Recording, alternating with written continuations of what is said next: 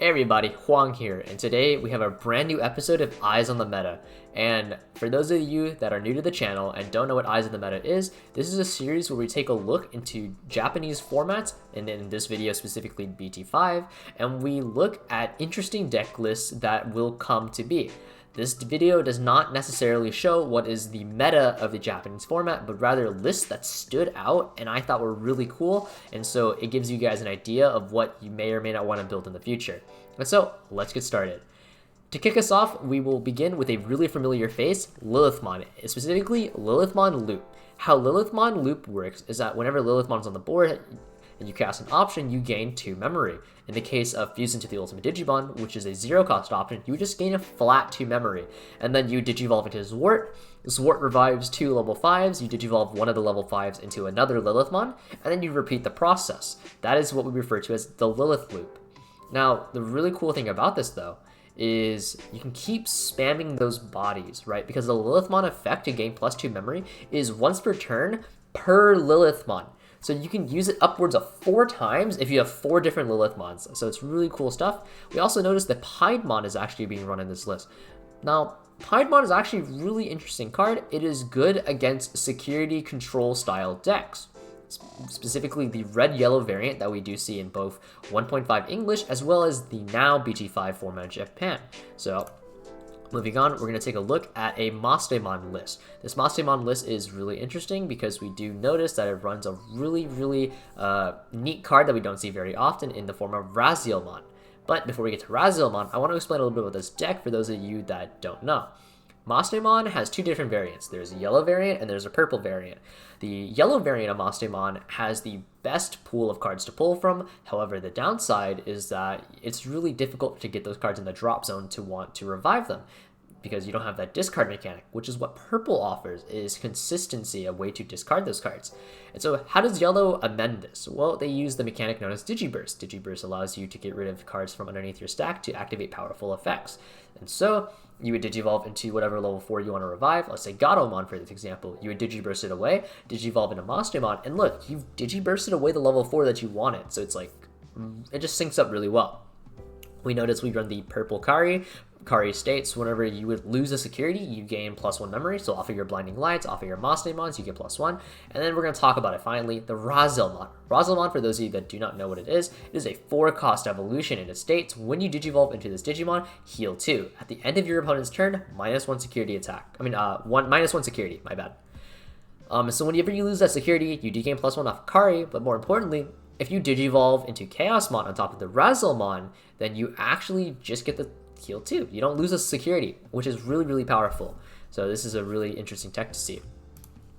Moving on, we do see Brigade once again. Brigade has time and time again snuck into topping lists. You know, personally, I'm not a big fan of Brigade, and yet here we are. I think for like the third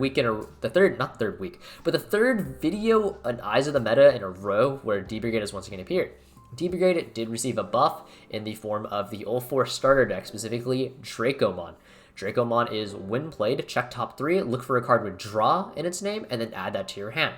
What cards in Brigade have draw? Well, there's Dark Dramon, and then there's Machine Dramon, and there's also Command Dramon, and Seals Dramon, and Tank Dramon, and the list goes on, right? But you get the idea.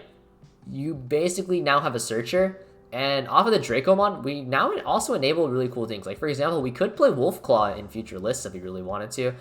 If you do notice, there is a Labramon. Labramon is to draw 1, discard 1, so we're getting that cycle so we can get to our Dark Dramon WinCon a little bit faster. Really innovative stuff. And we also see 1 Geogreymon and 1 Cordramon. Geogreymon, when he is a security mon, as well as Cordramon, and when Geogreymon's revealed, call it to the board and destroy 1 Digimon with 4,000 DP or less, I believe is what it was. And then Cordramon is just a Pot of Greed, draw 2. So really cool stuff. Moving forward, we see a new variation of Rookie Rush. Well, not necessarily new, but it's a really interesting one rather.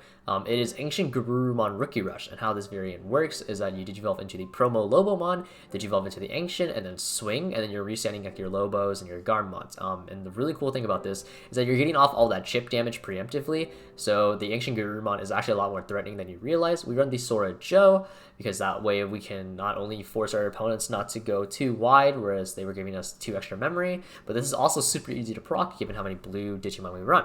We also run the Warp Digivolve Vmon, because if we have the Vmon underneath the Lobo Ancient Guru stack, we do get the draw 1. Because most likely, we've actually expended our hands to the point where we are under 7 cards.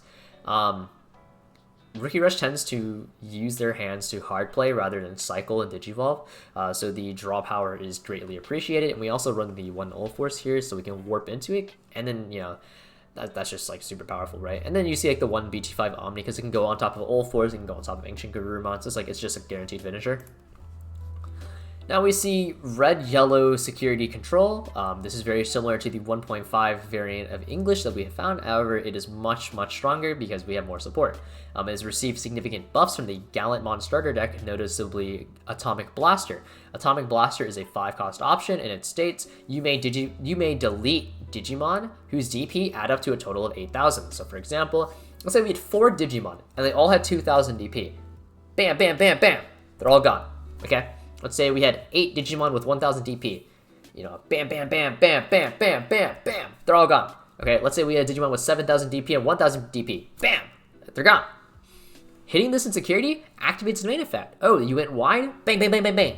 Oh, you called a stack, you called a Nightmon off your Crusadermon? Bang! Right? We also do see the Ultimate Flare. Ultimate Flare is a really powerful card because it deals really well with Lord Nightmon. It is de-digivolve your entire opponent's board by 1 and then kill all of their level 3s.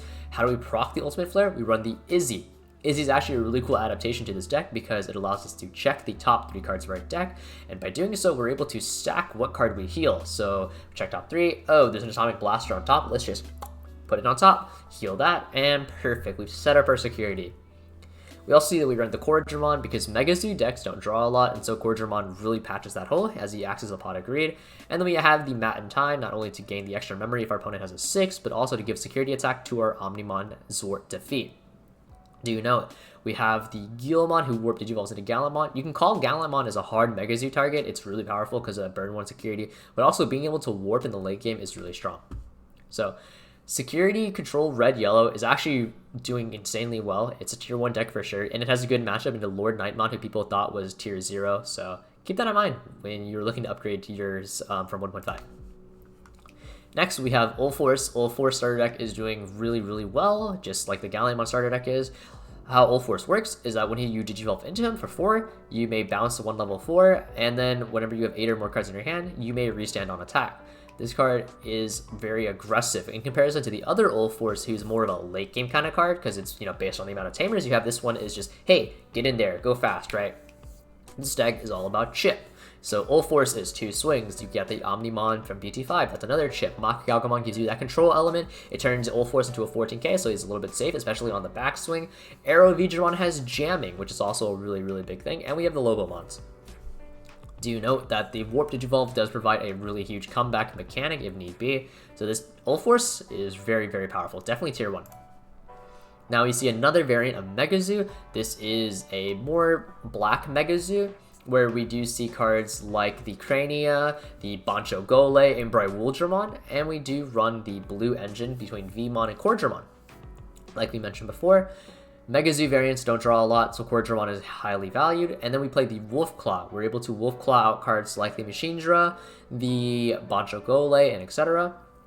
If you have Zort defeat and you digivolve it into X, you can Wolfclaw defeat out, and that's really cool. And then we play the Ultimate Flare. So this deck is really, really annoying to deal with because of all the amount of blockers it has, how sticky it can be, right? We have this Megadramon, if you notice. Megadramon can give blocker to cards like the Millie, to the Defeat, to High Andro, and just really like a ton of cards. So going forward, we have another card from the red Gallantmon starter deck, and it's not even Gallantmon. It's his secondary boss, Shine Greymon. Shine Greymon is a 4-cost Digivolution, 12k DP, and he not only has +1 security attack, but he also has piercing. It's a really simple effect, and you may ask, why is that so good? Well, the reason why is because Lord Nightmon excels at clearing boards. How do you deal with that? Well, either A, you clear their board, hence the security control red-yellow, or you do all of the damage before they can clear your board. So not only are you dealing 2 damage off the Shine, you can deal an extra 1 off of Omnimon, you can get +1 off of Voltramon, +1 off of Greymon, +1 off of Tai, fit another from a Goonimon. Really, you just have a lot of ways to just force damage super easily. So this deck just hits hard, whereas the Old Force deck is more like a bunch of pokes. And finally, we get to Megazoo Green. How Megazoo Green works is you're basically playing a bunch of cards hard, and they all have really neat effects. For example, Bancho Lilymon is a Terror Cluster on legs when she's destroyed. Self-explanatory Puppetmon, you have Rosemon who stuns cards, and we have Argomon who does disable Tamers from restanding. And you can Wolf Claw all of them out from underneath the Chaosmon to reuse them. And we have Jagamon.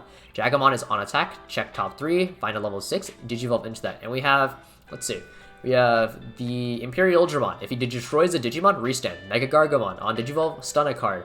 Grand Kuagamon gets Piercing. Rosemon stuns a card. And we have Rust. So definitely not the most competitive variant of Megazoo, but it's a really cool one nonetheless. So thank you guys for watching. A little bit towards the end of this video, my voice started to hurt. This is actually my 3rd recording of this video because the other 2 were unfortunately messed up. So hopefully you were able to bear with me for this video. If you like this series and if you want to see more like this, please let me know down in the comments below. And if you have any other ideas for series that you do want to watch, also let me know. Thank you guys for watching, and take it easy.